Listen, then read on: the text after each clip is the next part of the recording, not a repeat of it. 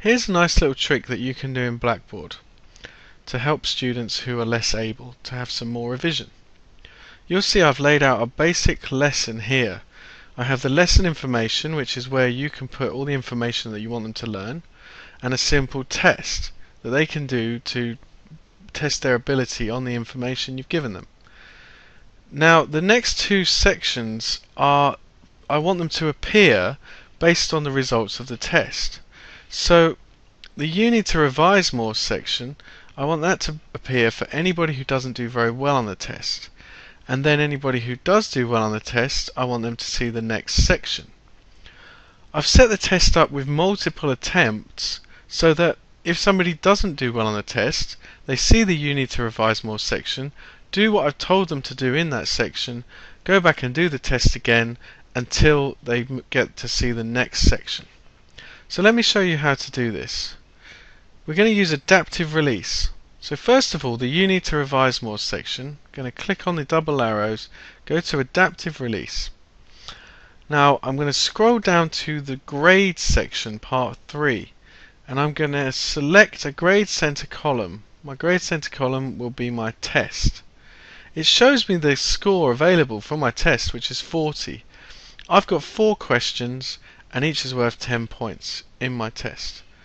I've got two options here. I could select score between 0 and 20, and that will give me the results, anybody who's got less than 50%. I could also say between 0 and 50% by ticking the percent box. Personally, I don't like to use the percent for this. I want to use the score. I'm now going to try less than or equal to 20. So anybody who scores 20 or less will see this section. So I'm going to submit that, and you'll see it now says enabled adaptive release. Now for the next section, I'm going to go to adaptive release again. I'm going to go to the grade and select my test. I'm going to select score is greater than or equal to. Now if I say greater than or equal to 20, this means that anybody who gets 20 will see both. I don't want that to happen, so I'm going to say greater than or equal to 21 and press submit. So now it's all set up. Let's switch edit mode off, and this is what a student sees. Now I've set the test up to not open in a new window, so after having read the information, I click on test and it stays in the same window. I press begin, and I've set this test up so that all trues are correct and all falses are wrong. So if I just answer 2 trues and 2 falses, I should now be a score of 20. Press save and submit, and a new window opens to say are you sure? Press OK.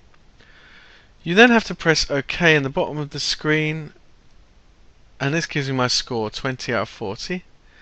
Press OK again, and you'll see the you need to revise more section has appeared. So I'll do what it says in the you need to revise more section, go back to the test to have another go.